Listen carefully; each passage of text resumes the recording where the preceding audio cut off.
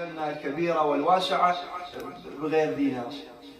لا، هنا الإمام يبين أنه الإنسان إذا عمل ما يهيئه إلى قيام الساعة وإلى مرحلة الناس وكل أمر يحشر مع إمام زمانه، ممكن الإنسان عمله يلقيه في البرزخ يعذب. ليش؟ ما يوصل إلى أهل البيت سلام الله تعالى عليهم. للبيت يريدون من كان عمله صالح أن يشفعون. الإنسان مليء بالدرن والذنوب، وأهل البيت شفعاء له لا يقبل ذلك إلا ما رحم ربنا. بعد ذلك يمر الإنسان بمراحل أخرى منها الصراط.